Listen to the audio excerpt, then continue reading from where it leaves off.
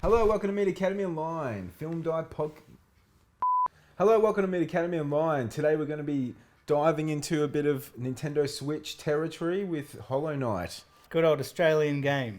The team that made this game, Team Cherry, tiny team. I think it started off with 3 guys. I don't know anymore, but there was for Hollow Knight there was an artist, like a coder, and the composer for the music. They did those little game meetings, or like game jams. How that a lot of developers and stuff would meet up, and they'd have to create a game within like a couple hours or something like that. Yeah. And the first variation of Hollow Knight was called Hungry Knight. Right. And he had to eat a cherry every 10 seconds. If he didn't, it was sort of game over. So it was like a 10-minute game, I think, or something like that. A really small game, just like the first variation of what Hollow Knight then became. For me, the thing that I really like about these kind of games, these smaller indie games, is that it shows that games can still be successful. It doesn't matter what medium. It doesn't have to be these big, giant 3D games. Yeah. This is just, illustrative 2D art. Yeah. And yet it's still very popular. So, and that can go with films as well. It doesn't matter what the medium you're using, the artistic medium you're using. It's all about... in terms of a game, it's about the story, it's about the gameplay. In terms of a film or something like that, it's about the story. Yeah, absolutely. And I think it all just comes down to your design elements, your basic core elements. And when you get those things right, obviously you're onto something. And, it doesn't mean necessarily it's going to catch on with an audience. I mean, that's always the gamble, I suppose, with games and movies and cartoons or whatnot. You might have all the elements working, but ultimately it's a bit of luck, I think, as well. Luck of the draw. Yeah. So there's been so many indie games that have come out over the years, and most of them are pretty gorgeous looking and have some good aspects about them, but for some reason certain ones, I think, just capture the right audience, or it's just right timing as well, I think. And from what I can tell, this game, they just really nailed the gameplay. Like they took from obviously the classics like Metroid, Zelda. They said they wanted to make a game like like Zelda 2. I knew it'd been around for a little while, and I heard a lot about it. And a few guys when I was doing my graphics course were telling me about, you should really get into this game because you'd love it because of what they knew about me, And they said, if you like Hyper Light Drifter and all that kind of stuff, you'll love this game.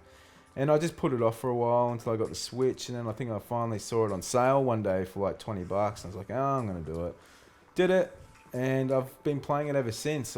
I've had massive breaks in between, like I always do with games, like especially, having my son in that period, so I didn't play games for like a whole year practically.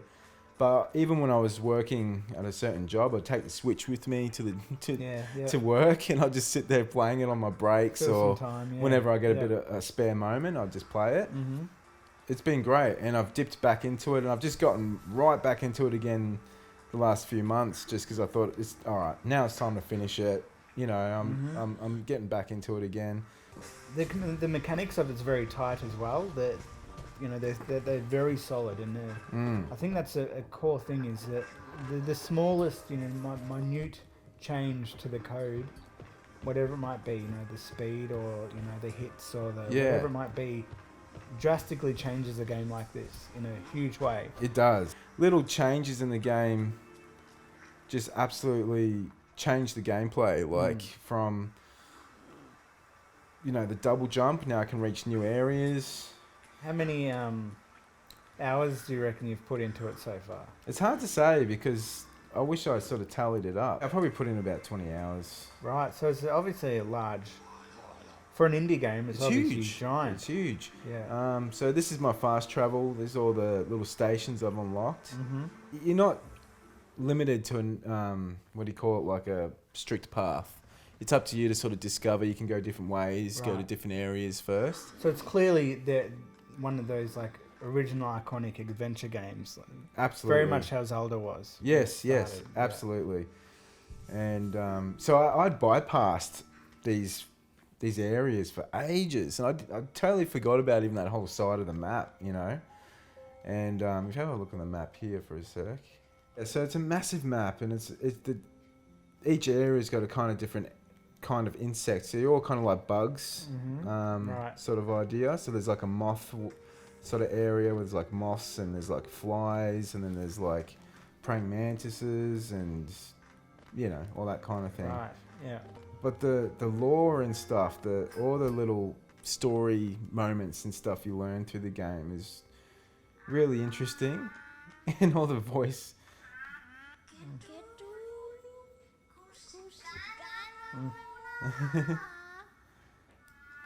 See, like they got some really interesting sounds, you know, like they've really made all the characters have like not iconic but distinct voices, right, yeah, and really interesting voices. But yeah, I mean, look at the graphics too. They've got a gorgeous art style, the colours. What the art style reminds me of is something like the Disney-esque sort of animations from early back the 1930s, 40s. Yeah. And there's a few reasons for that. First of all, you know, you can sort of see there's some sort of arcing back to that kind of style in just the artistic style. But the main thing, and most people wouldn't pick up on this, the characters themselves are a lot more simpler than the environment around them. Yeah. And that was typical for animations that were getting created back then, because you would paint a detailed background, and then you'd have a more simpler character that will be put over the top of that, with what's called as a cell, and that'll go on the top. Yeah. And you'd animate the characters, but the characters were always a lot more simpler than the backgrounds, because they could spend time per scene on that background, and the characters themselves, you know, you had to do every single frame for that, so you couldn't put as much time and detail into that. Yeah. And that's the small thing that I noticed about this, is the environments are stunning and beautiful and detailed, and the characters are not so, and that kind of has that kind of, because of that, it has that sort of aesthetic to it. It sort of makes it distinct as well, because it sort of makes it all not get hidden, you know, like it separates the characters from the backdrops. Yeah. And I think that's a very smart idea for them to have gone that route as well. And it also makes them very more cutesy too, you know. Yeah. It can be a bit more cutesy and fun, rather than being, you know, if they were really detailed, it might be a bit more gross and grotesque. Have you played a game called Braid? Oh, I love Braid, yeah. So that game sort of seems to have the opposite approach. Yeah. How the character is so detailed. Yes. But I kind of like this approach more, because the characters aren't so detailed. You can have more life in it, and it seems to, you know, it doesn't seem as stiff as those characters that have so much detail. Yeah, that's a good point.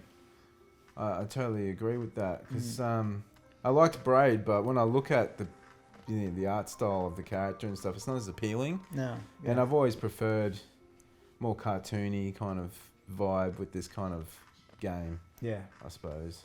But yeah, I mean, all in all, this game is just really fun, and the more you put into it and the more you play it, the better it gets. So who do you reckon would fit this kind of game the most? What what do you kind reckon? of audience? Or What kind of player would? Yeah, I mean, I guess it's just people that are into indie games as well, that and people that want to play games where they can explore and just get lost in the world for a bit, hack and slash a bit, and find stuff, and, you know, just transport it to a different world. So I don't think there's a specific age group or a specific audience. You know, it's got a wide demographic, I'd say, and that's probably been one of the reasons for its success. Anyway, thanks for watching. So make sure you like, subscribe, and ring that bell, and we'll see you in the next one. Adios. See you later. Thanks for watching Mini Academy Online. If you'd like to explore more of our content, click on this or click on that. Like and subscribe, thumbs up, ring bells, do a dance, sing a song, drink a hot cup of tea or coffee, and I'll see you in the next one.